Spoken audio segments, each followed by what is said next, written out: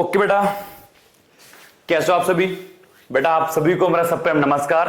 हाँ जी, जैसा कि आप सभी जानते हैं, लास्ट क्लास में पिछली वीडियो में हम लोग जो है सेंट्रल प्रॉब्लम, केंद्रीय समस्या क्या होता है, हमने पढ़ा था कि सेंट्रल प्रॉब्लम या फिर इकोनॉमिक प्रॉब्लम, आर्थिक समस्या क्या है, और स्कार्सिटी के बारे में जाना था कि इकोनॉमिक प्रॉब्लम वो प्रॉब्लम है जब हमारे पास रिसोर्स है लिमिटेड, इच्छा है अनलिमिटेड, तो उन लिमिटेड रिसोर्सेज से अनलिमिटेड इच्छाओं को पूरा करने के सामने जो प्रॉब्लम आती है कि किन किन को चुनूं और किन किन को ना चुनूं, कौन से मेरे लिए अच्छा कौन सा अच्छा नहीं है। बट उसी समस्या को हम लोग क्या बोलते हैं? इकोनॉमिक प्रॉब्लम, आर्थिक समस्या कहते हैं, जो कि आपको लास्ट क्लास में समझाया था।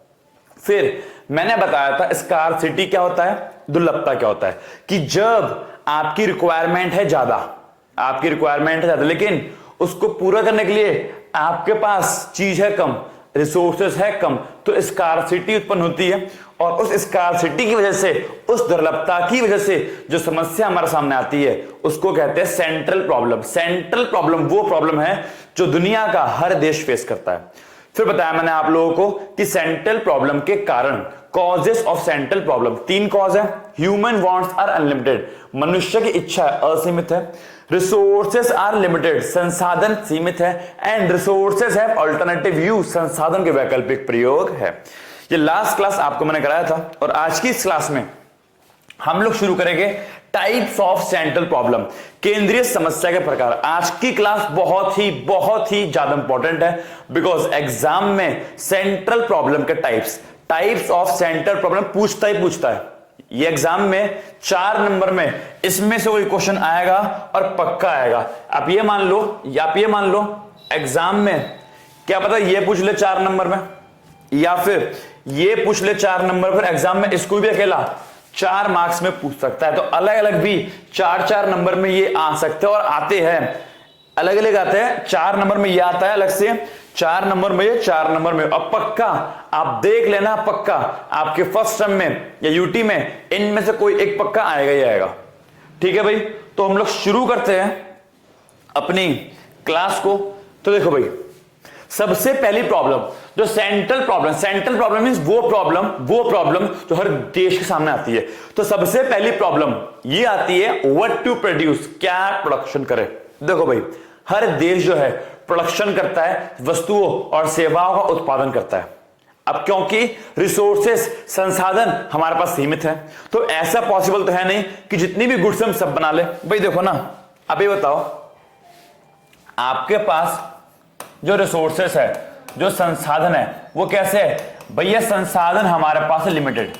अब जब रिसोर्स लिमिटेड है तो इससे आप बहुत सारी गुड्स एंड सर्विस को, एक देश के पास जब संसाधन सीमित है, वो देश बोल रहा है कि मेरे पास केवल इतनी लकड़ियां है, इतना कोयला है, मेरे पास केवल इतनी जमीन है, केवल इतना पैसा है, इतने लेबर है। जब एक देश के पास सीमित मात्रा में कोयला है, सीमित मात्रा में प्राकृतिक संसाधन, नेचुरल रिसोर्सेस है, सीमित मात्रा में पैसा है, सीमित मात्रा में चीजें हैं, तो वो देश बहुत सारी वस्तु नहीं बना सकता। तो एक देश को सोचना पड़ता है कि मैं क्या बनाऊं या क्या ना बनाऊं। फॉर एग्जाम्पल, जब घर में मेहमान आते हैं तो मम्मी भी देखती है कि मेरे पास क्या क्या अवेलेबल है जिससे मैं उनके लिए कुछ खाने को बनाऊं।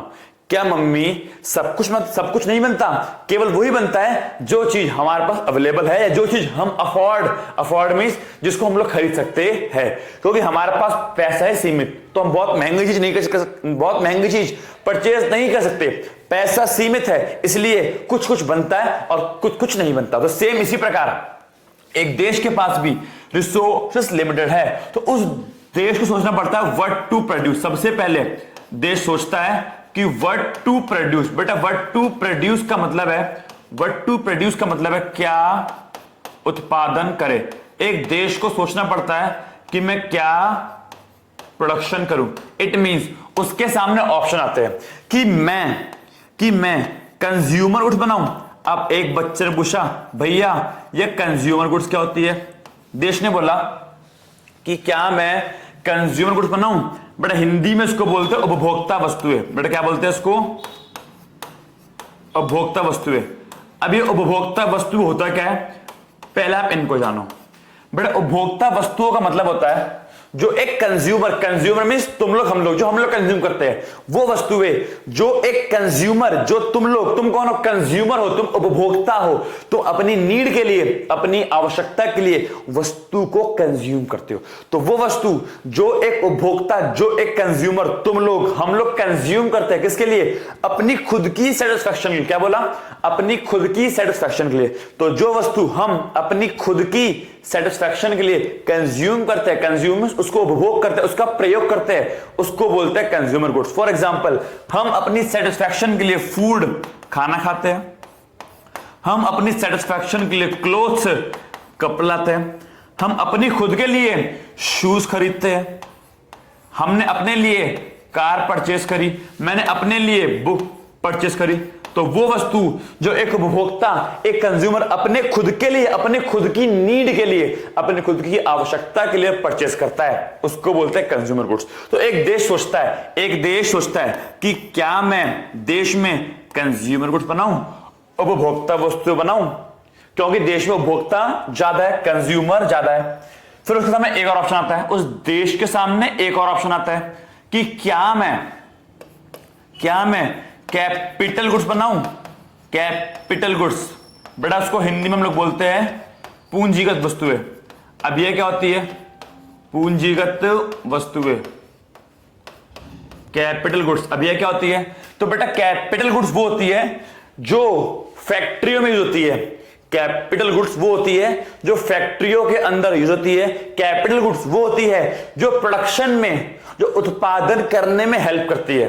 क्या बोला मैंने? वो मशीनें, वो चीज जो वस्तु के प्रोडक्शन में हेल्प। फॉर एग्जांपल, इस पेन को बनाने में कोई मशीन लगी होगी, तो जो मशीन इस पेन को बनाने में लगी उसको बोलूंगा कैपिटल गुड्स। तो कैपिटल गुड्स पूंजीगत वस्तुएं वो वस्तु होती है जो दूसरी गुड्स के प्रोडक्शन में सहायता प्रदान करती है। फॉर एग्जांपल, ये शर्ट है, इस शर्ट को बनाने में सिलाई मशीन, स्विंग मशीन की हेल्प लगी होगी, तो वो कौन सी गुड्स है? कैपिटल गुड्स है, पूंजीगत वस्तु है। तो कैपिटल गुड्स, पूंजीगत वस्तु बच्चों वो होती है जो दूसरी गुड्स के प्रोडक्शन में हेल्प करती है, जो दूसरी गुड्स के उत्पादन में हेल्प करती है। जिसमें कि आपका क्या आएगा? इसमें आपकी आएगी बड़ी बड़ी मशीन आ जाएगी। क्या आएगी? फॉर एग्जाम्पल, खेतों में खेती करने के लिए ट्रैक्टर हेल्प करता है, तो गेहूं को उगाने के लिए किसने हेल्प करी? ट्रैक्टर ने। तो ट्रैक्टर क्या हो गया? ये ट्रैक्टर हो गया कैपिटल गुड्स। इस शर्ट को सिलने में किसने हेल्प करी? सिलाई मशीन ने। तो स्विंग मशीन बच्चों क्या हो गई? Capital goods. तो कैपिटल गुड्स वो होती है जो दूसरे गुड्स के प्रोडक्शन में हेल्प करती है। फॉर एग्जांपल, बुक को छापने के लिए मशीन चाहिए, तो मशीन कौन सी गुड्स है?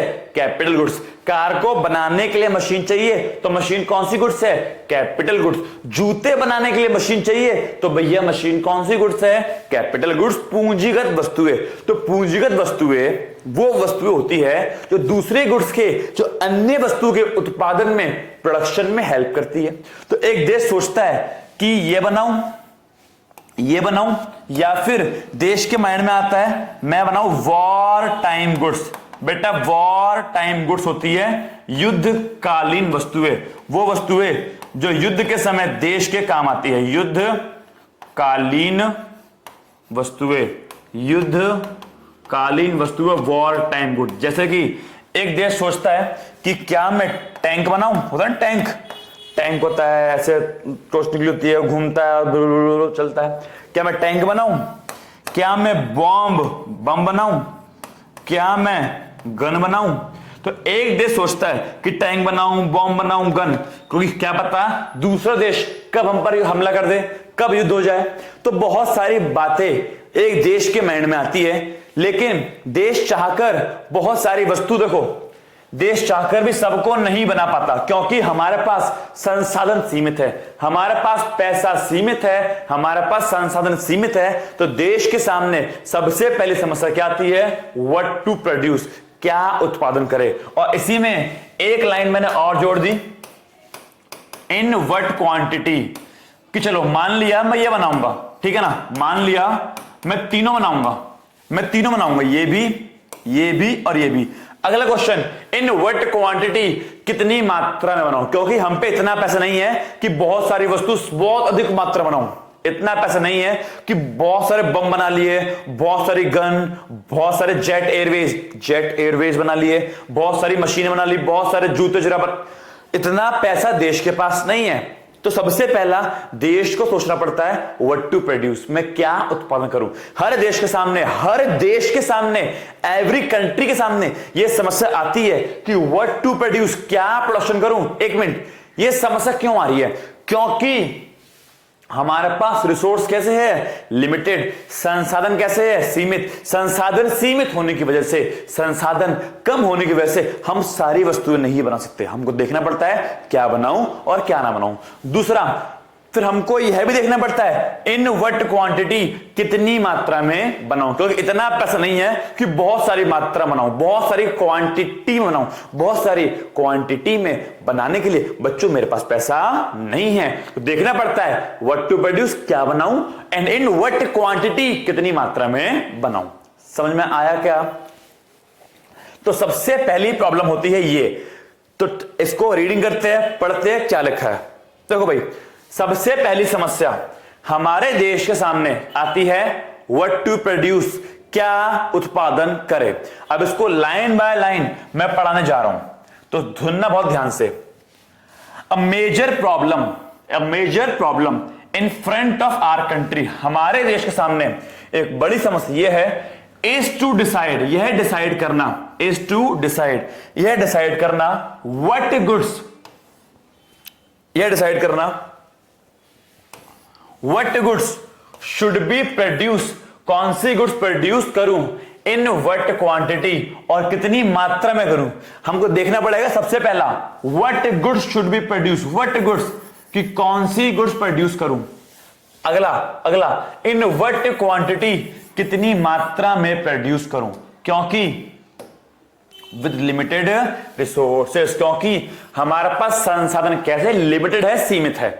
This problem refers to the choice among different types of goods. ये समस्या किनके पीछे है? जो देश में डिफरेंट टाइप्स ऑफ गुड्स, देखो ना, तो देश में अलग अलग प्रकार की वस्तु है, उनमें से चॉइस है मैं कौन से बनाऊं और कौन सी ना बनाऊं। अगर मैं सब बनाऊं तो कितनी ज्यादा बनाऊं और कितनी कम बनाऊं। तो यह समस्या हर देश के सामने आती है। क्या लिखा है? There are many types of goods, बहुत अलग अलग प्रकार की वस्तु है। जैसे कि पहला कंजम्पशन गुड्स या फिर कंज्यूमर गुड्स, उपभोक्ता वस्तुएं, जो कंज्यूमर उपभोग करने के लिए, खुद के कंजम्पशन के लिए प्रयोग करता है। जैसे कि वीट, गेहूं हमको खुद के लिए चाहिए, क्लोथ खुद के लिए चाहिए, शूज चाहिए, तो इनको क्या बोलते हैं? कंजम्पशन गुड्स, उपभोक्ता वस्तुएं जो एक कंज्यूमर खुद के कंजम्पशन के लिए कंज्यूम करता है। दूसरा कैपिटल गुड्स, पूंजीगत वस्तुएं, वो वस्तुएं जो दूसरे गुड्स की प्रोडक्शन में हेल्प करती है।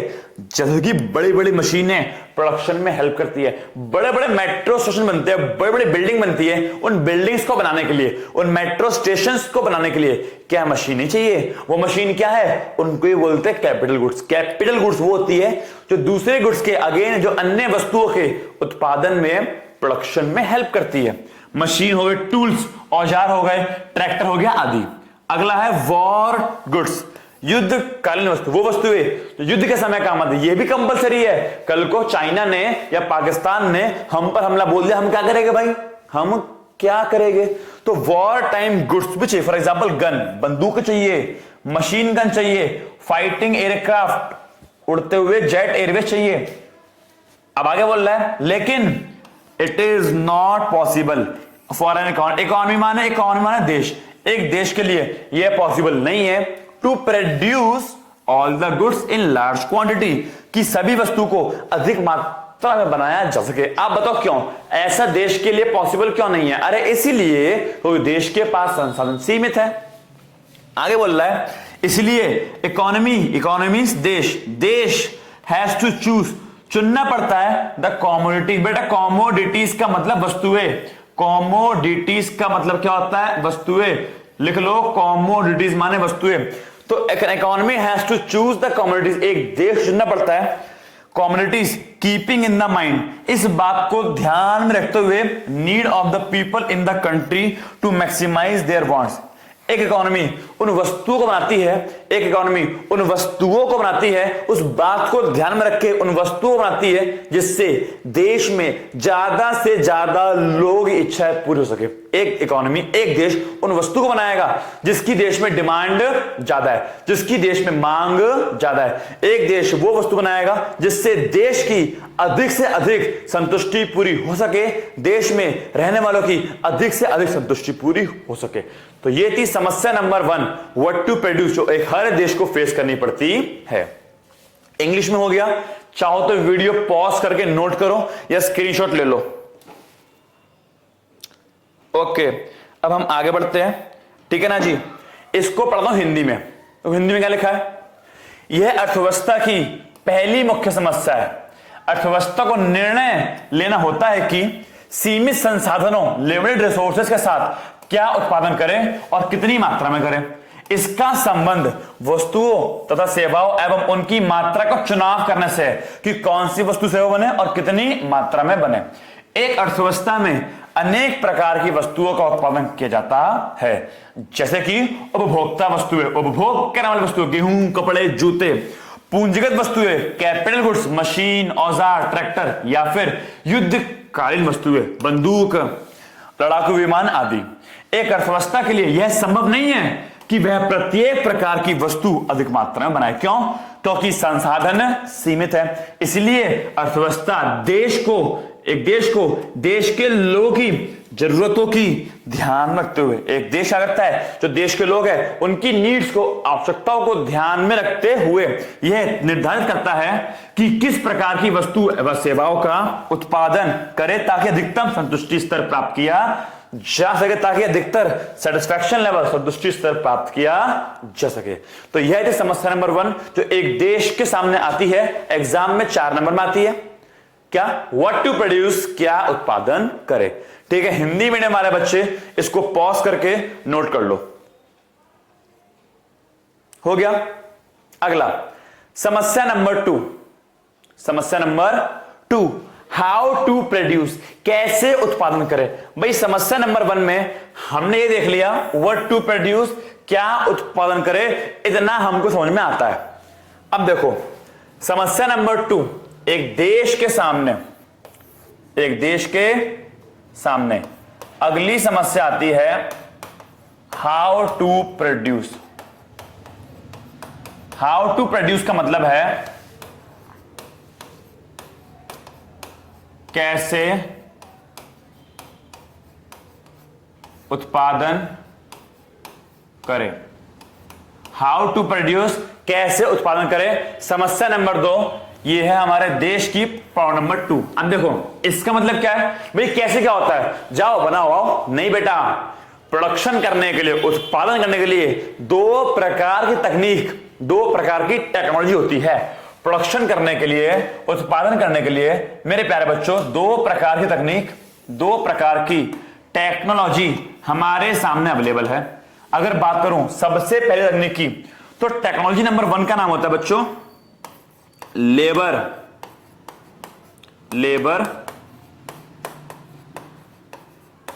Intensive technique. समस्या नंबर 1 बच्चों, सॉरी, तकनीक नंबर 1 लेबर इंटेंसिव टेक्निक। बेटा इसको हिंदी में बोलते हैं श्रम प्रधान तकनीक। श्रम प्रधान तकनीक, लेबर इंटेंसिव टेक्निक। और समस्या नंबर 2 बेटा होती है capital intensive technique. Capital intensive technique, Hindi में पूंजी प्रधान तकनीक।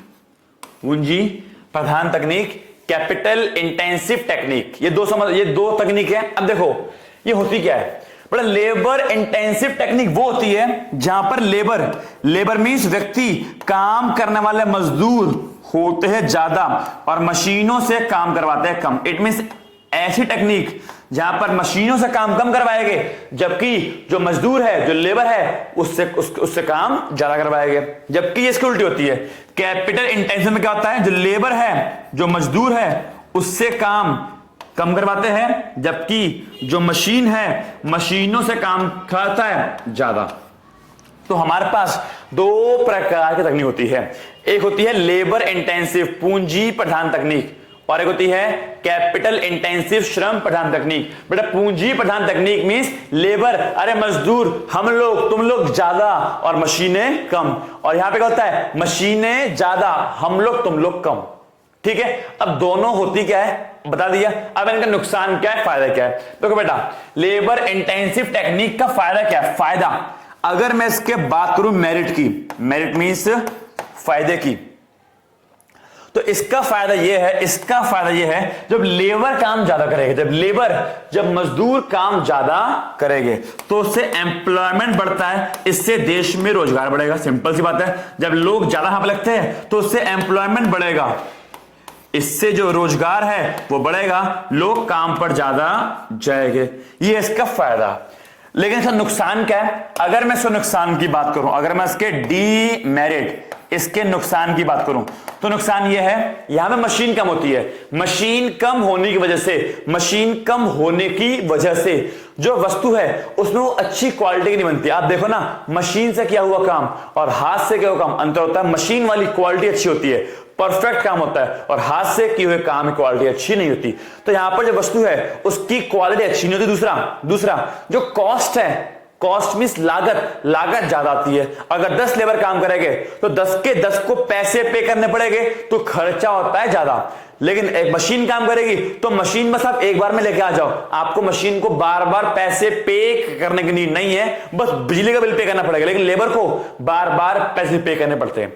तो यहां पर नुकसान ये है, यहां पे खर्चा क्या होता है ज्यादा, यहां पर कॉस्ट मींस क्या, वस्तु को बनाने की लागत। अगर खर्चा ज्यादा होगा तो वस्तु को बनने की लागत, ये वस्तु महंगी बनेगी। खर्चा कैसा होगा, ज्यादा, तो वस्तु बनेगी महंगी। खर्चा ज्यादा क्यों, क्योंकि यहां पर लेबर ज्यादा होती है, अच्छा काम नहीं कर पाती, तो यहां पे लागत ज्यादा आती है। तो फायदा क्या हो गया, रोजगार तो बढ़ता है, लेकिन लागत कैसी आती है ज्यादा, प्लस टाइम थोड़ा ज्यादा लगता है, क्योंकि लेबर काम कर करके एक बार थक जाता है, लेकिन मशीन थकती नहीं है। मशीन ऑल टाइम काम करती रहती है, और मशीन स्पीड में फास्टली काम करती है एज कंपेयर टू लेबर। तो यहां पे एक चीज और बोल सकता हूं मैं, यहां पे टाइम, जो समय है वो थोड़ा ज्यादा लगता है। तो यह है लेबर इंटेंसिव का नुकसान और फायदा। अगर बात करूं कैपिटल इंटेंसिव की, तो इसका फायदा क्या है। इसका फायदा यह है, यहां पर कॉस्ट आती है कम। कॉस्ट मींस यहां पर जो लागत है वो कम, क्योंकि यहां पर बहुत सारे लेबर नहीं चाहिए भाई, यहां पे लेबर कम चाहिए, यहां पे बार बार पैसा मेरे को पे नहीं करना, यहां पे लेबर कम चाहिए, यहां पे इंसान चाहिए कम। तो 10 बंदों को मेरे को पेमेंट नहीं करनी, यहां पे एक ही मशीन है, उस पर खर्चा आएगा बस तेल वेल का, बस उसका खर्चा आएगा, बिजली लगेगी। तो यहां पे लागत, यहां वस्तु को बनने की लागत, वस्तु को बनने में होने वाला खर्चा कम होता है, ये इसका फायदा हो गया। लेकिन मैं इसके नुकसान की बात करूं, डीमेरिट, तो यह है देश में बेरोजगारी को, यह देश में अनएम्प्लॉयमेंट को बढ़ाता है, क्योंकि जब मशीन से काम करूंगा तो लोग नहीं चाहिए, अगर लोग नहीं चाहिए तो देश में अनएम्प्लॉयमेंट बढ़ेगी, देश में बेरोजगारी बढ़ेगी। अब वो तो एक देश को सोचना पड़ता है कि मैं वस्तु को बनाने के लिए किस तकनीक का प्रयोग करूं, क्योंकि तकनीक है हमारे पास दो। एक कौन सी है, एक तकनीक हमारे पास जो है उसको हम लोग बोलते हैं लेबर इंटेंसिव टेक्निक, और दूसरी है कैपिटल इंटेंसिव टेक्निक, श्रम प्रधान तकनीक और पूंजी प्रधान तकनीक। तो देश को सोचना पड़ता है मैं इस तकनीक का प्रयोग करूं या फिर मैं उस तकनीक का प्रयोग करूं। अगर देश को देखो रोजगार बढ़ाना है, तो इस तकनीक के, क्योंकि इससे क्या होता है, रोजगार बढ़ता है। या फिर देश को वस्तु सस्ती बनानी है कि वस्तु पर खर्चा कम हो, तो फिर देश इसका यूज करेगा। तो वो देश के ऊपर डिपेंड है कि उसकी रिक्वायरमेंट कैसी है, वो देश के ऊपर डिपेंड है, वो चाहता कैसा है। वो देश में अगर रोजगार बढ़ाना चाहेगा तो ये अपनाएगा, या देश में वस्तु की लागत, कॉस्ट कम करना चाहेगा कि समय कम लगे, कॉस्ट कम हो, तो इसको वो अपनाएगा। वो अलग अलग देश के ऊपर डिपेंड है। तो समस्या नंबर 2 देश के सामने ये आती, देखो भाई समस्या नंबर 1 में हमने मान लो तय कर लिया हम क्या बनाएंगे। समस्या नंबर 1 कहती है व्हाट टू प्रोड्यूस, सोच लिया क्या बनाएंगे। अब सोच लिया कि पेन बनाएंगे, तो अब समस्या नंबर 2, ये पेन कैसे बनाएंगे, लेबर इंटेंसिव से, श्रम प्रधान से, या फिर कैपिटल इंटेंसिव से, पूंजी प्रधान से, वो देश के ऊपर डिपेंड करता है। तो समझ में आ गया। समस्या नंबर 2, समस्या नंबर 2 देश के सामने क्या आती है, हाउ टू प्रोड्यूस, कैसे उत्पादन करें। देखो भाई रीडिंग करते हैं, क्या लिखा है, the next problem is to decide the method in which goods are produce. अगला मेथड या अगली प्रॉब्लम क्या है, यह तय करना कि कौन सा मेथड से, किस मेथड से मैं गुड्स को बनाऊं, गुड्स को प्रोड्यूस करूं। जनरली आमतौर पर there are 2 types of technique, 2 प्रकार की तकनीक होती है। पहला होता है लेबर इंटेंसिव टेक्निक, श्रम प्रधान तकनीक, और दूसरा होता है कैपिटल इंटेंसिव टेक्निक, पूंजी प्रधान तकनीक। तो 2 प्रकार की तकनीक होती है, लेबर इंटेंसिव और कैपिटल इंटेंसिव। इन लेबर इंटेंसिव श्रम प्रधान में क्या होता है, more labour and less capital, more labour ज्यादा labour and less capital, capital means machine और कम मशीन है। देखो ना बताया था मैंने आपको कि कैपिटल गुड्स में क्या आता है आपका, मशीन, ट्रैक्टर सब आता है। तो क्या बोल रहा है कि लेबर इंटेंसिव में क्या होता है, मोर लेबर ज्यादा लेबर और लेस कैपिटल कम पूंजी, जबकि कैपिटल इंटेंसिव श्रम प्रधान में क्या होता है, सॉरी पूंजी प्रधान में क्या होता है, मोर कैपिटल ज्यादा मशीनें एंड लेस लेबर कम मजदूरों का प्रयोग करते हैं। For example a given amount of rice, amount means quantity, given amount of rice, हमको मान लो चावल उगाना, मान लो 100 किलो, कि हमको 100 किलो चावल उगाने हैं, a given amount of rice, हमको 100 किलो चावल उगाने हैं, तो can be produce with more labour, हम इस चावल को ज्यादा मजदूर और कम मशीन के माध्यम से भी हो सकते हैं, कि मजदूर लगा लो ज्यादा, मशीन लगा लो कम, कि ट्रैक्टर मत लगाओ, बस लेबर लगाओ, इंसान अपने आप खेतों को जोतेगा और चावल उगाएगा। तो हम 100 किलो चावल को ज्यादा लेबर, ज्यादा किसान और कम कैपिटल, कम ट्रैक्टर के माध्यम से भी बना सकते हैं, जिसको हम लोग क्या बोलते हैं, लेबर इंटेंसिव टेक्निक। या फिर आप चाहो इन 100 किलो चावल को ही आप मोर कैपिटल, ज्यादा मशीन, ट्रैक्टर लगा दिया और कम लेबर, फिर किसान क्या चाहिए, कम मजदूर चाहिए, कम, बस एक मजदूर चाहिए तो ट्रैक्टर को चलाएगा। तो आप ऐसे भी 100 किलो चावल को उगा सकते हो। इट मींस क्या, आप कैपिटल इंटेंसिव पूंजी प्रधान तकनीक का भी प्रयोग कर सकते हो। तो इसलिए so an economy has to, इसलिए एक देश को डिसाइड, तय करना पड़ता है which technique of production is to be use, कि उत्पादन के लिए किस टेक्निक का प्रयोग करूं, लेबर इंटेंसिव करूं, ये देखो लेबर इंटेंसिव करूं या फिर कैपिटल इंटेंसिव करूं।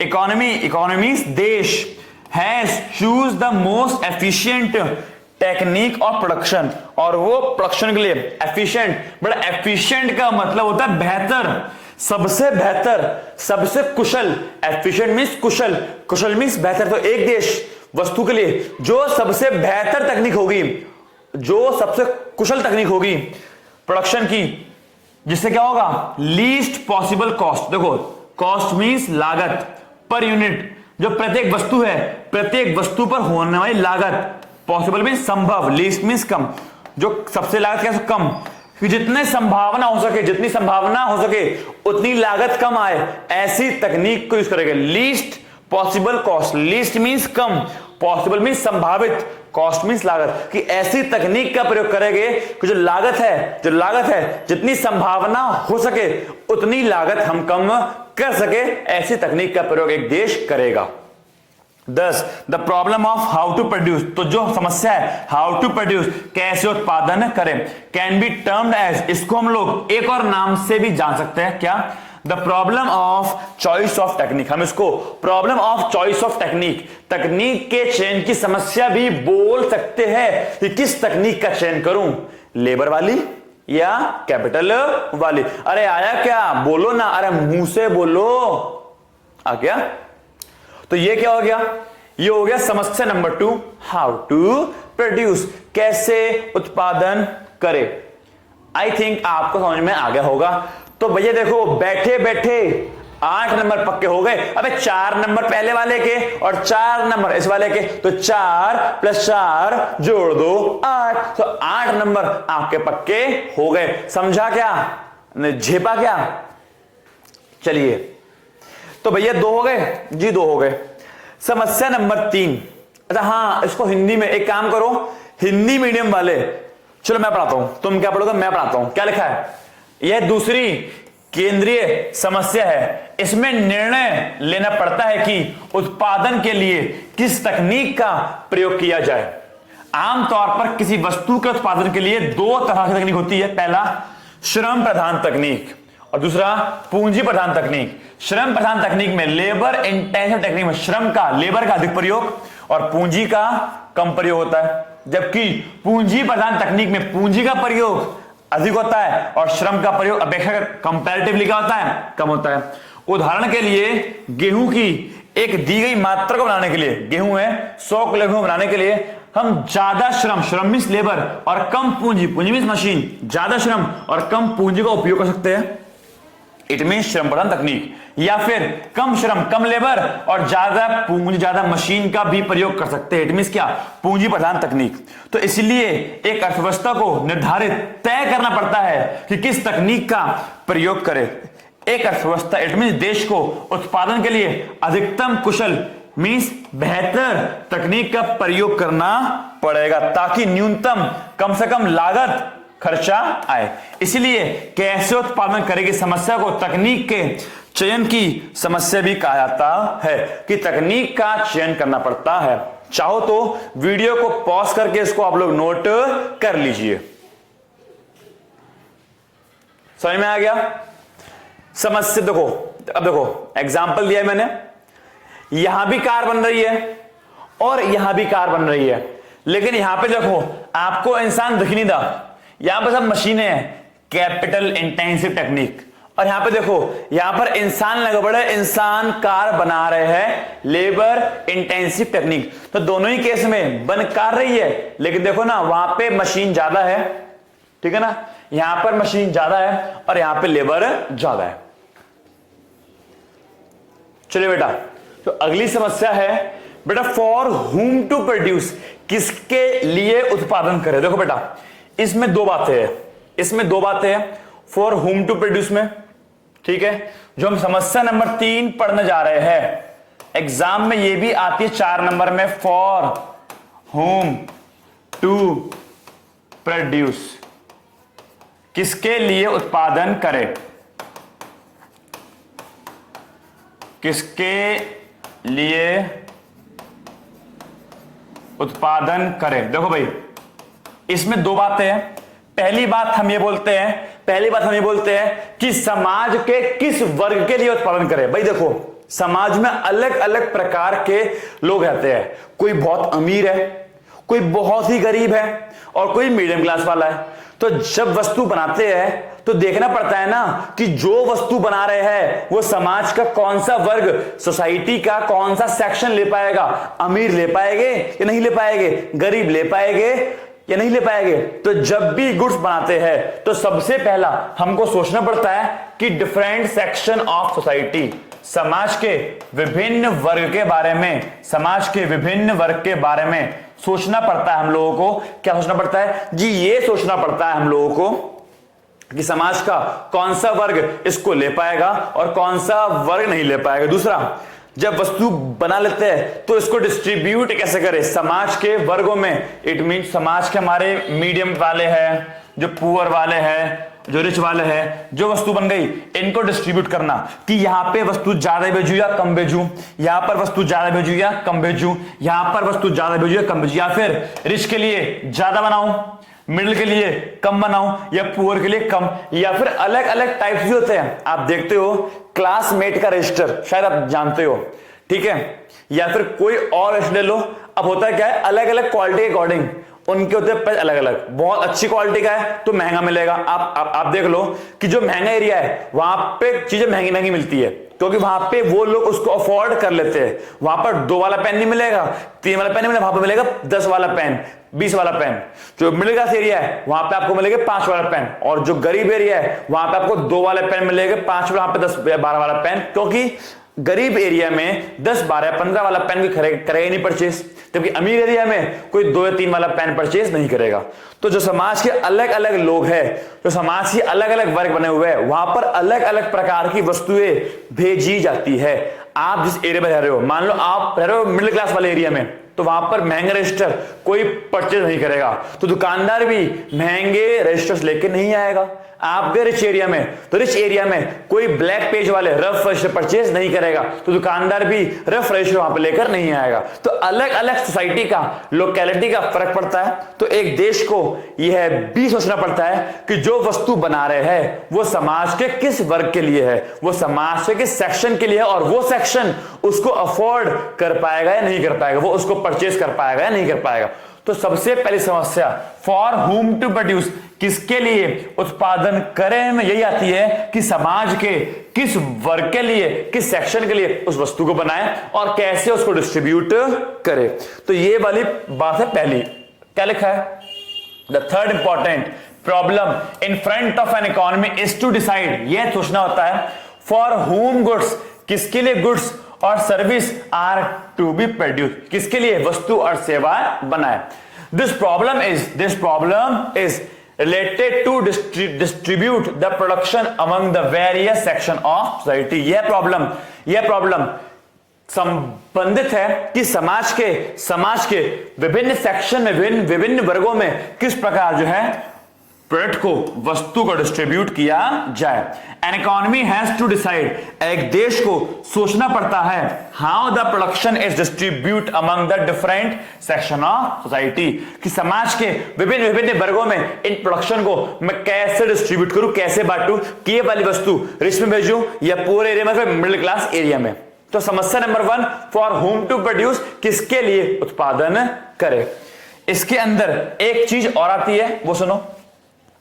इसके अंदर दूसरी चीज ये आती है, ए बात बताओ, प्रोडक्शन के लिए, उत्पादन के लिए बड़ा कितने लोग चाहिए जी? प्रोडक्शन के लिए चाहिए 4 लोग जी। प्रोडक्शन के लिए चाहिए कितने लोग? या 4 चीज चाहिए, बता रखा है मैंने आप लोगों को जी। लैंड चाहिए, भूमि चाहिए, लेबर चाहिए, श्रम चाहिए, कैपिटल चाहिए, पूंजी चाहिए, और आपका लास्ट वाला एंटरप्रेन्योर चाहिए, आपको उद्यमी चाहिए कि हमको 4 चीज चाहिए। लैंड मीन्स क्या होता है? भूमि, कि प्रोडक्शन के लिए भूमि चाहिए। लेबर मीन्स श्रम जी, मजदूर चाहिए। कैपिटल मीन्स क्या होता है? पूंजी चाहिए। और एंटरप्रेन्योर मीन्स क्या होता है? उद्यम चाहिए। अब सुनो, जब ये चारों मिलकर काम करते हैं तो लैंड के बदले क्या मिलता है? लैंड को उसके बदले मिलता है रेंट, किराया। ऑब्वियस सी बात है, जब आप किसी की भूमि पर काम करोगे तो आप उसको किराया पे करोगे। हाँ, अगर आपकी अपनी भूमि है तो पे नहीं करोगे, लेकिन आप दूसरे की जमीन पे काम कर रहे हो तो आप लैंड के बदले किराया दोगे। दूसरा, आप लेबर को, श्रम, उनने मेहनत करी, आप उसको दोगे वेजेस दोगे, आप उसको मजदूरी दोगे, आप उसको वेजेस दोगे, आप उसको मजदूरी दोगे। तीसरा, कैपिटल में आपकी मशीनें भी आती है और आपका पैसा भी आता है। अगर कैपिटल में आपकी मशीनें भी आती है और आपका पैसा भी आता है, अब जो पैसा है आपका खुद का पैसा है तो अच्छी बात है, लेकिन इतना बड़ा बिजनेस खोलने के लिए, इतना बड़ा व्यापार खोलने के लिए आपके पास खुद पे था नहीं पैसा, आपने बैंक से लोन लिया और वो लोन वाला पैसा बिजनेस में लगाया। इट मींस क्या? कैपिटल में आपका पैसा आता है और अगर वो पैसा आपने बैंक से लिया है तो उस पैसे पे आप क्या पे करते हो? बैंक से लिए गए लोन पे हम पे करते हैं इंटरेस्ट, हम पे करते हैं ब्याज। तो कैपिटल को, पैसे को, उसके बदले क्या मिलेगा जी? कैपिटल को, पैसे को उसके बदले मिलेगा ब्याज। जो हम पैसा बैंक से लेकर आए उस पर हम ब्याज पे करेंगे, इंटरेस्ट पे करेंगे। और एंटरप्रेन्योर, जिसका सारा का सारा दिमाग चल रहा है, उसको उसके काम के बदले क्या मिलेगा कि उसको उसके काम के बदले मिलता है प्रॉफिट। तो जो हमारे उत्पादन के 4 कारक है, उन चारों कारक को ये प्राप्त होता है। लैंड को मिलता है रेंट, लेबर को मिलते हैं उसके काम के बदले वेजेस, मजदूरी, कैपिटल, पैसे को, मशीन को क्या मिलता है? उस पे इंटरेस्ट, ब्याज। और एंटरप्रेन्योर, जिसका सारा दिमाग चल रहा है, उसे क्या मिलता है? प्रॉफिट मिलता है, लाभ मिलता है। अब भाई मान लो ये ऐसा मिलता नहीं है। फॉर एग्जाम्पल मान लो आप दुकान पे लेने गए रजिस्टर, आप दुकान पे क्या लेने गए रजिस्टर। अब ऐसा होता नहीं है कि मैं बोलता हूं अंकल जो रजिस्टर दिया है इसमें, अब भाई एक बात बताओ, जो वस्तु बनती है बेटा, मान लो एक बात बताओ, अब जो वस्तु बनी बेटा, मान लो ये बना रजिस्टर, अब इसकी बेटा मान लो कितनी कॉस्ट, इसकी कॉस्ट आई 100 रुपए। अब बताओ इस 100 रुपए में ये रजिस्टर आपने जमीन पे बनाया, आपने किराया पे किया होगा, आपने लेबर को मजदूरी दी होगी, आपने कैपिटल पे इंटरेस्ट दिया होगा और आपने एंटरप्रेन्योर को प्रॉफिट या लाभ दिया होगा। तो आपने क्या करा जी, आपने दी किराया, आपने दिया वेजेस, आपने दिया ब्याज, आपने दिया लाभ। ये सारे कहां से मिलेगा पैसा? जब रजिस्टर सेल करोगे, जब आप रजिस्टर को बेचोगे तो बेच के जो पैसा आएगा, जब रजिस्टर को बेचूंगा, मैंने बहुत सारे क्या बनाए रजिस्टर बनाए, रजिस्टर को बेचूंगा तो बेचकर जो क्या आएगा पैसा, उस पैसे से अब मैं करूंगा, उस पैसे से मैं किराया दूंगा कि देखो आपके जमीन पर काम किया, देखो देखो होगा क्या, मैंने सामान बेचा, सामान बेच के जो पैसा मेरे पास आया, जो पैसा मैंने कमाया, उसमें क्या होगा, अब मैं बोलूंगा देखो मैंने आपकी जमीन पर काम किया, ये लो आप इस पैसे में से अपना रेंट रखो। जिन लोगों ने रजिस्टर बनाया उन्हें क्या बोलूंगा, ये लो जी आपने रजिस्टर बनाया, आप लोग अपने वेजेस। जिन लोग जिससे बैंक से लोन लिया, बैंक साहब आप रखो अपना इंटरेस्ट, और जो बच गया वो मेरा क्या होगा, प्रॉफिट होगा। जो बच गया मेरा क्या होगा, प्रॉफिट। इट मींस जो सेल करके, जो रजिस्टर को सेल करके पैसा आएगा, उस पैसे को, उस 100 रुपए को इन चारों के बीच बांटना पड़ेगा ना, उस 100 रुपए को इन चारों के बीच बांटना पड़ेगा कि जो सेल करके पैसा आया उसमें से कितना किराया पे करूंगा, जो सेल करके पैसा आया उसमें से कितना दूंगा मजदूर को, कितना रखूंगा इंटर, और कितना होगा प्रॉफिट। समझ में नहीं आया? अरे भाई आपने रजिस्टर बना लिए, आप उसको बेचोगे, बेच के पैसा आएगा। अब जो पैसा आएगा, क्या आपने जमीन पे काम किया, किराए पे नहीं करोगे, अब किराया के अपनी जेब से क्यों पे करोगे?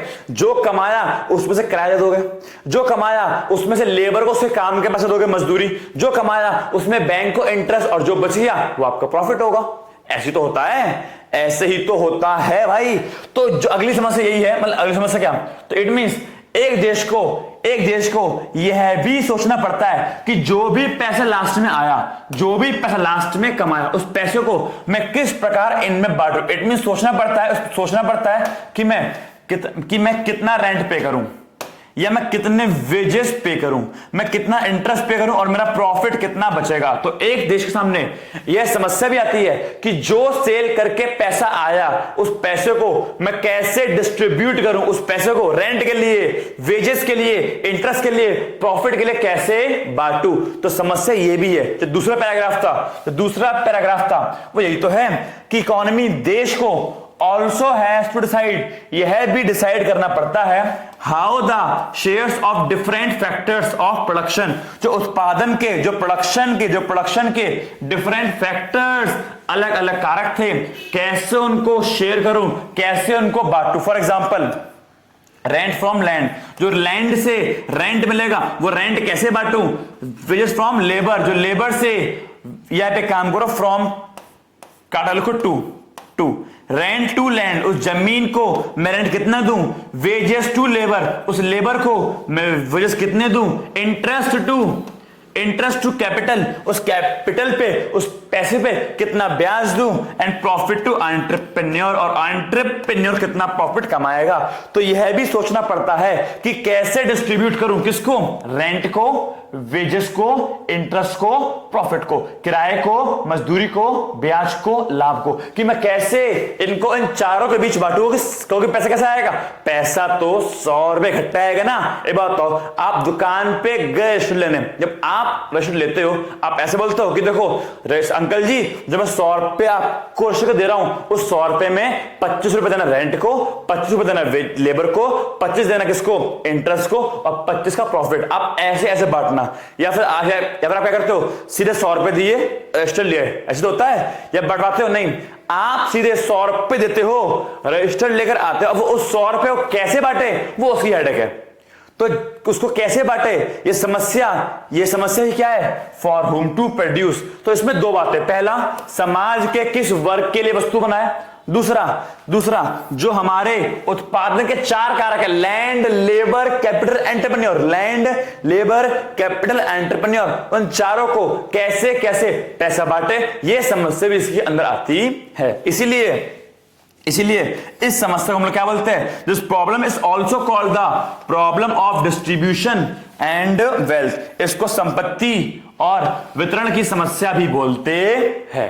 तो ये थी समस्या number 3, for whom to produce. इसमें 2 बात थी, पहला समाज के वर्ग के ऊपर, दूसरा उत्पादन के कारक के ऊपर। पहला सोसाइटी के सेक्शंस के ऊपर, दूसरा प्रोडक्शन के फैक्टर्स के ऊपर। समझ में आ गया? ठीक है। अब हिंदी में क्या लिखा है, हिंदी की बात करें, यह तीसरी बड़ी समस्या है। अर्थव्यवस्था को निर्णय लेना पड़ता है कि किसके लिए वस्तु एवं सेवा का उत्पादन किया जाए। यह समस्या उत्पादन के वितरण, प्रोडक्शन के डिस्ट्रीब्यूशन की है कि समाज के अलग अलग वर्गों में किस तरह से उत्पादन को उत्पादित किया जाए या फिर बांटा जाए। एक अर्थव्यवस्था को यह तय निर्धारित करना पड़ता है कि किस तरह से समाज के भिन्न भिन्न वर्गों में, अलग अलग सेक्शंस में उत्पादन को, प्रोडक्शन को वितरित बांटा जाए। एक दूसरी, ये तो पहला पॉइंट हो गया। दूसरा पॉइंट, एक अर्थव्यवस्था को यह भी तय करना पड़ता है कि आय के कारक, प्रोडक्शन के फैक्टर, जैसे कि श्रम के लिए क्या जाएगा, मजदूरी, पूंजी को क्या मिलेगा, कैपिटल को क्या मिलेगा, ब्याज, इंटरेस्ट, भूमि को क्या मिलेगा, किराया, और एंटरप्रेन्योर को प्रॉफिट। कैसे श्रम के लिए मजदूरी, पूंजी के लिए ब्याज, भूमि के लिए किराया आदि को किस तरह से वितरित करना चाहिए, यह भी इसमें आता है। सामान्यतः नॉर्मली क्या होता है, उत्पादन समाज के उस वर्ग के लिए करते हैं, प्रोडक्शन समाज के उस सेक्शन के लिए करते हैं जिसको खरीदने की औकात हो। क्या लिखा है, जिसको इसका मूल्य चुकाने की क्षमता होती है। सिंपल सी बात है, एप्पल जो है, एप्पल फोन जो है, वो उन्हीं के लिए फोन बनाता है जो उसको परचेज करने के लायक है। एप्पल उनके लिए फोन नहीं बनाता जिसको परचेज, एप्पल को पता है कि हमारे देश में इतने लोग उसको परचेज करेंगे तो इंडिया में वो उतने ही फोन बनाएगा, उतने ही फोन भेजेगा। ये नहीं कि बहुत सारे भेज दिए और कोई खरीद नहीं रहा। एक प्रोडक्शन, एक देश उतना ही प्रोडक्शन करता है जितना देश के लोग परचेज कर सके। इसलिए इस समस्या को वितरण करने की समस्या भी कहते हैं। तो यह हो गया समस्या नंबर 3। जल्दी से इसको नोट कर लो, वीडियो पॉज करके लिख लो, स्क्रीनशॉट ले लो, एज योर विश।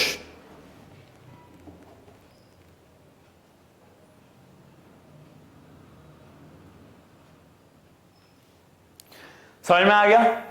तो ये तीनों समस्या है, व्हाट टू प्रोड्यूस, क्या उत्पादन करें, हाउ टू प्रोड्यूस, कैसे उत्पादन करें, फॉर होम टू प्रोड्यूस, किसके लिए उत्पादन करें। खत्म, समझा दिया, समझ में आ गया।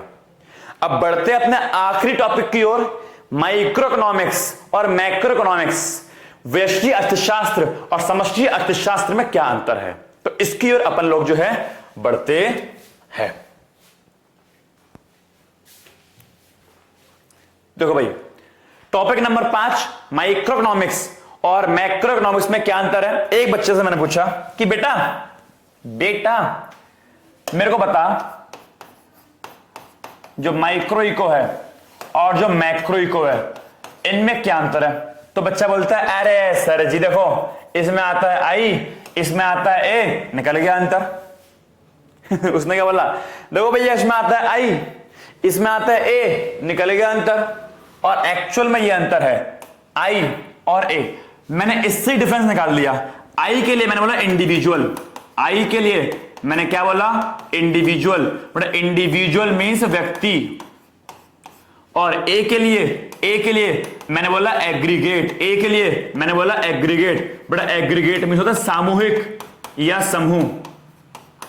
अब देखो बेटा, जब बात एक सिंगल पर्सन की हो, जब बात एक सिंगल फैमिली की हो, सिंगल परिवार की हो, एक सिंगल पर्सन की हो, तो उसकी समस्या को हम लोग माइक्रो इको में सॉल्व करते हैं। मैं बताया था माइक्रो मींस छोटा, माइक्रो मींस छोटा, माइक्रो मींस स्मॉल। तो जब समस्या एक इंडिविजुअल पर्सन की हो, एक सिंगल व्यक्ति की हो, या एक सिंगल परिवार की हो, एक इंडिविजुअल परिवार की हो, तो उस समस्या को हम लोग माइक्रो इकोनॉमिक्स में व्यष्टि, बड़ा हिंदी बोलते हैं व्यष्टि अर्थशास्त्र में हल करते हैं।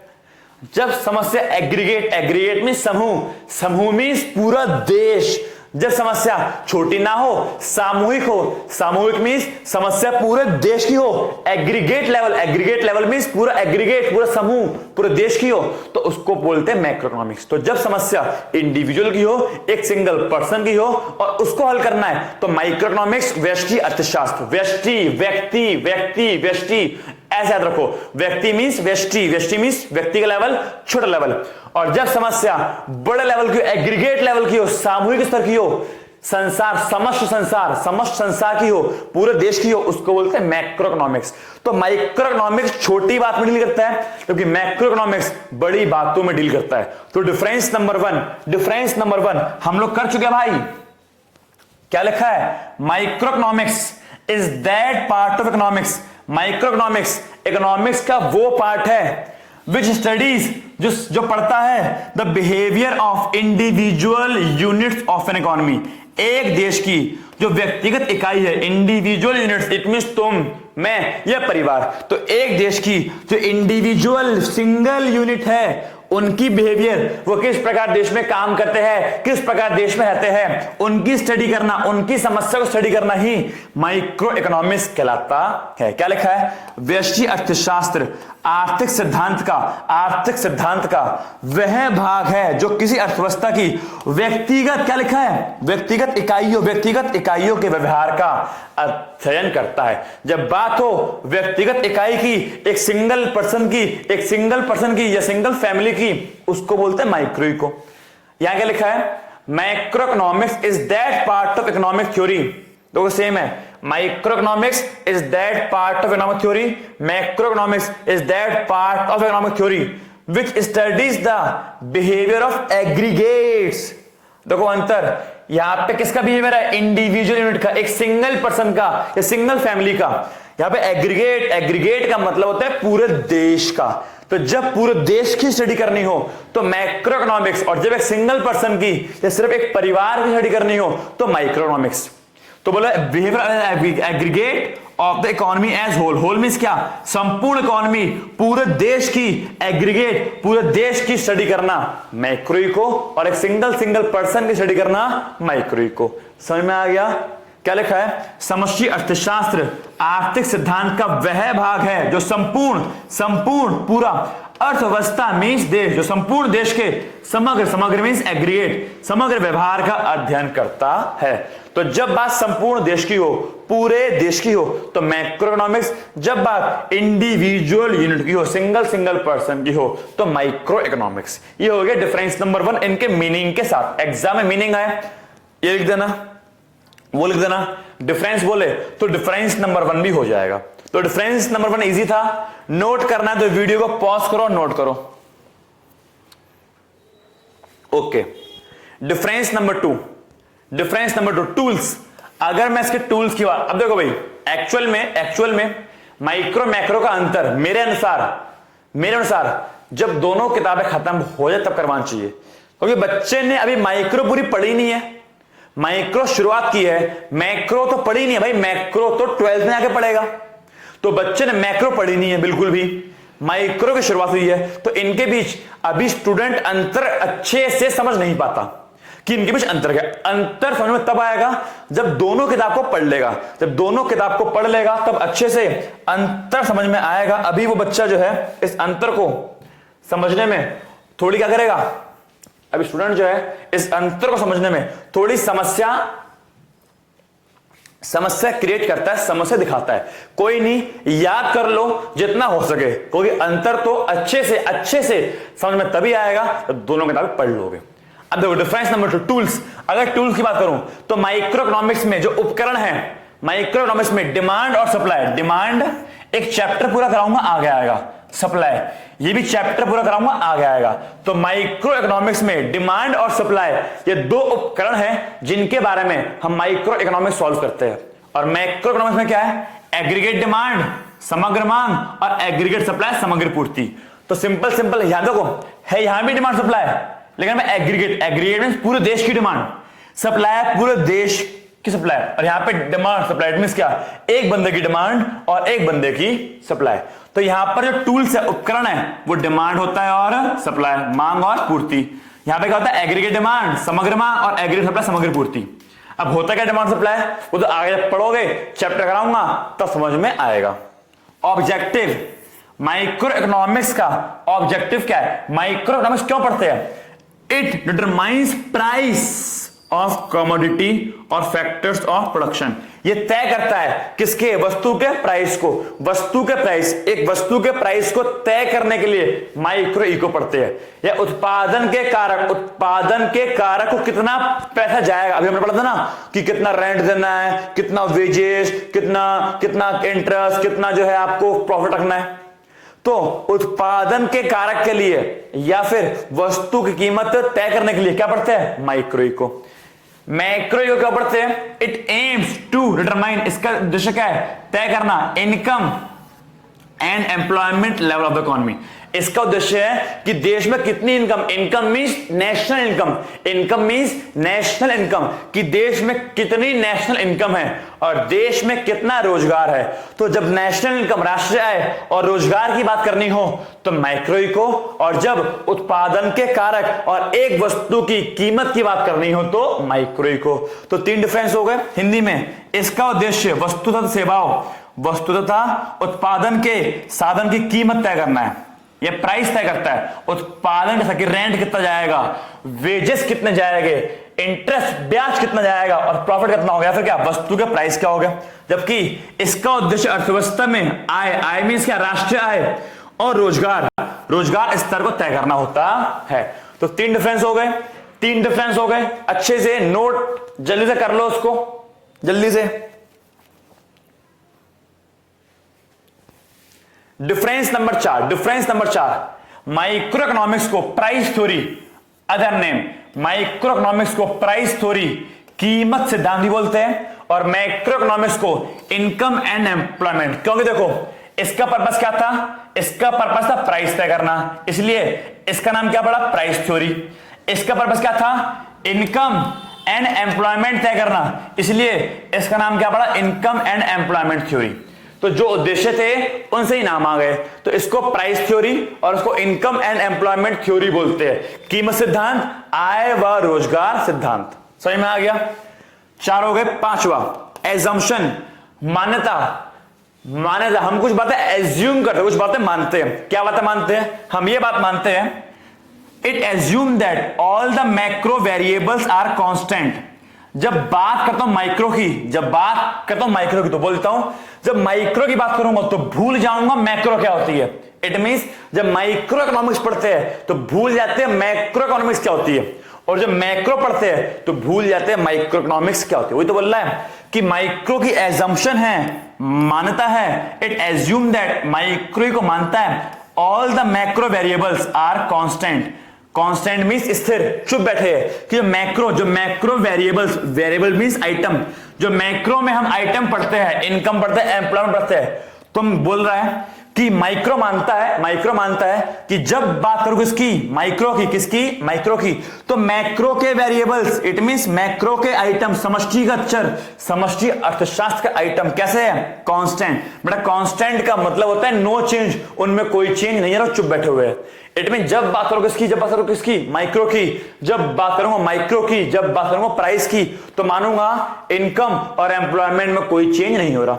और जब बात किसे करूंगा, मैक्रो की, जब बात करूंगा मैक्रो की, तो एज्यूम करता हूं माइक्रो वेरिएबल्स, जो माइक्रो के वेरिएबल्स थे, जो प्राइस था, आर कांस्टेंट, वो चुप बैठेंगे। तो जब बात करता हूं माइक्रो की तो मैक्रो कांस्टेंट, कांस्टेंट मींस चुप, कांस्टेंट मींस चुप, इट मींस नो चेंज। और जब बात करता हूं मैक्रो की तो क्या मानूंगा, माइक्रो चुप। तो बात करूंगा माइक्रो की तो मैक्रो चुप, मैक्रो की तो माइक्रो चुप।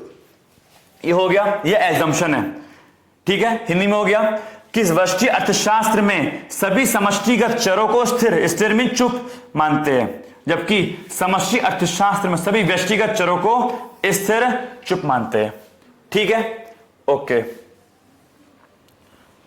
एग्जाम्पल बात करते हैं। माइक्रो इको में क्या क्या आता है, इंडिविजुअल इनकम, इनकम तो आएगी किसकी, इंडिविजुअल की, एक बंदे की इनकम। डिमांड तो आई किसकी, इंडिविजुअल, एक बंदे की डिमांड। इंडिविजुअल में सिंगल पर्सन या सिंगल फैमिली। तो माइक्रो में इंडिविजुअल इनकम, एक सिंगल पर्सन की इनकम होती है या सिंगल पर्सन की डिमांड, जबकि मैक्रो में नेशनल इनकम मींस क्या, पूरे देश की आय, राष्ट्रीय आय की बात होती है। Aggregate demand, aggregate demand means पूरे देश की डिमांड। तो जब बात पूरे देश की डिमांड की हो, पूरे देश की इनकम, नेशनल इनकम की बात हो, तो भैया मैक्रो इको। और जब बात एक बंदे की इनकम की हो या एक बंदे की डिमांड की, तो माइक्रो इको। तो ये हो गए 6 डिफरेंस, किसमें, माइक्रो में और मैक्रो में। जल्दी से रिवाइज करता हूं। डिफरेंस नंबर 1, इनका मीनिंग है कि माइक्रो इको में बात किसकी होती है, इंडिविजुअल की, और मैक्रो में बात होती है एग्रीगेट की, पूरे समूह की। दूसरा, इसके टूल्स क्या है, डिमांड सप्लाई, उसके टूल्स क्या है, एग्रीगेट डिमांड और एग्रीगेट सप्लाई। इसका उद्देश्य क्या है, कीमत तय करना, और उसका उद्देश्य आय व रोजगार, इनकम और एम्प्लॉयमेंट तय करना। इसका अदर नेम, कीमत तय करता है तो price theory, income and employment तय करता है income and employment theory. Assumption, जब बात करूंगा माइक्रो की तो मैक्रो चुप, बात करूंगा मैक्रो की तो माइक्रो चुप। और लास्ट में इनके एग्जाम्पल। ठीक है, और अब बस लास्ट में पूरा चैप्टर पढ़ लिया, और पूरा चैप्टर में अब तक मैंने इकोनॉमिक्स का मीनिंग क्या होता नहीं बताया था, जानबूझ के नहीं बताया था, क्योंकि इसका मीनिंग समझना आसान नहीं था। इसका मीनिंग अब समझाऊंगा पूरा चैप्टर होने के बाद। इकोनॉमिक्स देखो मीनिंग एक्चुअल में मीनिंग समझा देता, मीनिंग समझा दिया था, लेकिन एग्जाम में क्या लिख के आना है, क्योंकि एग्जाम की एक लैंग्वेज होती है, एग्जाम की अपनी क्या होती है, एक लैंग्वेज। आपके मार्क्स क्यों नहीं आते, क्योंकि आप एग्जाम की लैंग्वेज फॉलो नहीं करते। जो मेरे नोट्स है वो प्रॉपर एग्जाम की लैंग्वेज है, जो नोट्स में लिखा है वो लिख के आओगे, एग्जाम में पूरे मार्क्स मिलेंगे। अब इकोनॉमिक्स का मीनिंग क्या होता है, आप पढ़ोगे ना, देखो पढ़ो जरा, पढ़ो, आप इसको पढ़ोगे। Economics is the science which studies human behavior as a relationship between ends as inspire means which have alternative use। अब पढ़ा, कुछ पल्ले पढ़ा, कुछ भी पल्ले नहीं पढ़ा, लेकिन समझा दूंगा ना, सब समझ में आ जाएगा। देखो इकोनॉमिक्स एक साइंस है, इकोनॉमिक्स एक साइंस है। साइंस का मतलब यह है कि इकोनॉमिक्स जो है साइंस की तरह वर्क करती है, इकोनॉमिक्स जो है टेक्निकली काम करती है। इसमें रट्टा नहीं होता, इसमें रटना नहीं होता, इसमें दिमाग लगाना पड़ता है। साइंस मींस क्या, इसमें दिमाग लगाना पड़ता है कि अगर ये होगा तो ये कैसे होगा, और अगर ये हो गया तो ये कैसे होगा। हिस्ट्री नहीं है, रटना पड़ेगा।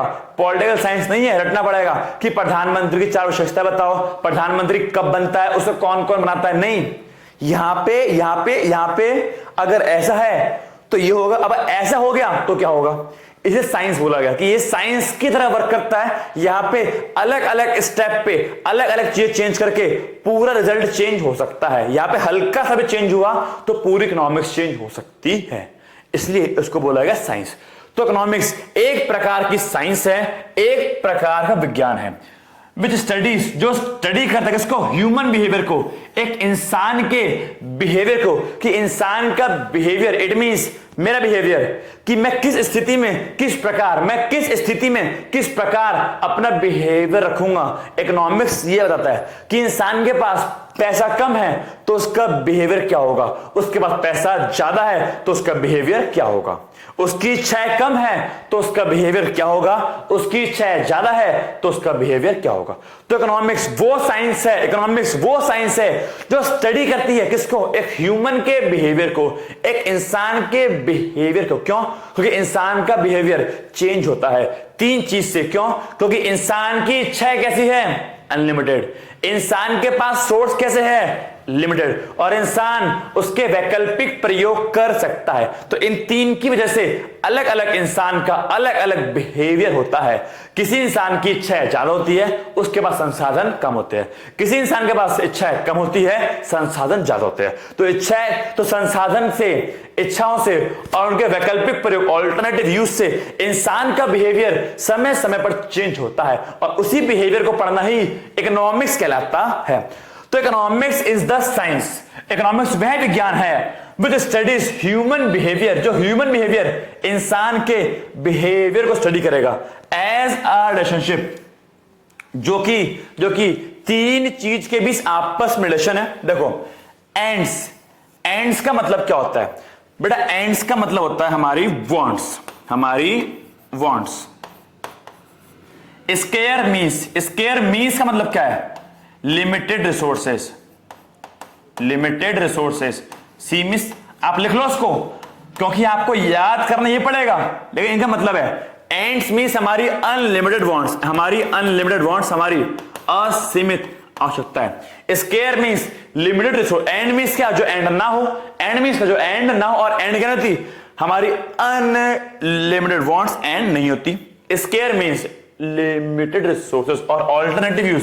ये तीन बात तो थी, ये तीन बात तो आपको पहली क्लास से एक्सप्लेन कर रहा हूं कि ह्यूमन की इच्छा है अनलिमिटेड, रिसोर्सेस लिमिटेड, उनके ऑल्टरनेटिव यूज। तो इन तीनों के आपस में जो रिलेशनशिप है, इन तीनों के आपस में जो संबंध है, वो संबंध ह्यूमन के बिहेवियर को चेंज करता है। मैंने क्या बोला, किसी की इच्छा ज्यादा है, किसी के पास संसाधन कम है, और किसी के पास इच्छा कम है, संसाधन ज्यादा है, और फिर वो उनके वैकल्पिक प्रयोग करता है। तो ह्यूमन का जो बिहेवियर है इन तीनों की वजह से बार बार चेंज होता है। अगर ये चेंज होगा तो मनुष्य का बिहेवियर भी चेंज होगा, और इस बिहेवियर को पढ़ना ही इकोनॉमिक्स कहलाता है। एग्जाम में आपको ये लिख के आना है कि economics is the science, economics वो साइंस है विच स्टडीज, जो पढ़ती है किसको, which studies human behaviour as a relationship, किनके भी संबंध है अनलिमिटेड वांट्स और limited resources. It means ends, unlimited wants, और स्केयर मींस लिमिटेड रिसोर्स के बीच संबंध है, और उन संबंध की वजह से, इन संबंध की वजह से क्या है, इनके ऑल्टरनेटिव वैकल्पिक प्रयोग, और इसकी वजह से जो ह्यूमन का बिहेवियर समय समय पर चेंज होता है, उसको पढ़ना ही इकोनॉमिक्स कहलाता है। तो economics is the science that studies human behaviour as a relationship between ends and scarce means which have alternative use. कि इकोनॉमिक्स वह विज्ञान है जो कि मनुष्य के व्यवहार को समझता है, उसका अध्ययन करता है, क्योंकि मनुष्य की इच्छा असीमित है, संसाधन सीमित है, और उनके वैकल्पिक प्रयोग है। हिंदी में हम ये बोल सकते हैं कि अर्थशास्त्र वह विज्ञान है जो एक मनुष्य के व्यवहार का अध्ययन करता है, क्योंकि मनुष्य की इच्छा कैसी है, असीमित, संसाधन सीमित, और उनके वैकल्पिक प्रयोग। तो ये हो गया इसका मीनिंग। अगेन पढ़ो, क्लास में याद करो कि economics is the science, economics वह साइंस है विच स्टडीज, जो पढ़ता है ह्यूमन बिहेवियर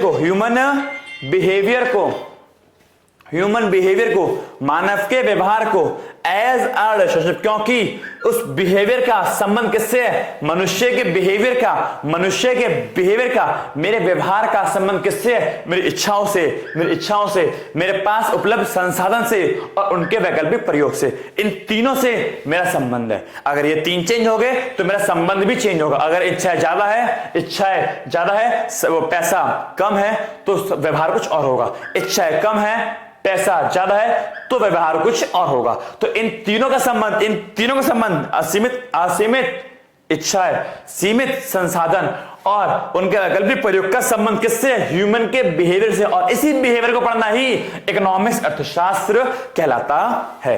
तो अगेन पढ़ो, खत्म हो चुका इसका meaning. Economics is the science which studies human behaviour as a relationship between ends and scarce means which have alternative use. Hindi में इसका मीनिंग और लिखा है इजी मैंने कि अर्थशास्त्र वह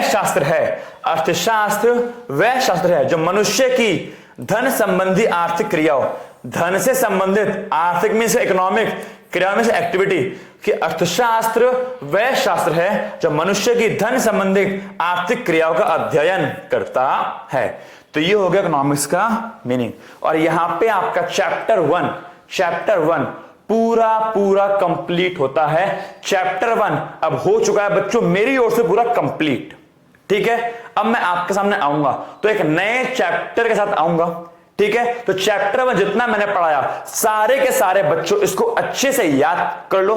जितना मैं अब तक पढ़ा चुका हूं उसका आपका जल्द ही टेस्ट होने वाला है। तो इस बात को ध्यान रखना कि आपका चैप्टर 1 का जल्द ही टेस्ट होने वाला है। इसको याद करना शुरू कर दो। चैप्टर 1 पूरा कंप्लीट हो गया, ठीक है बच्चों। तो okay, thank you so much. बड़ा मिलता है अपनी अगली क्लास में, अपनी अगली वीडियो में। और जब तक मैं ना मिलूं दुआओं में याद रखना।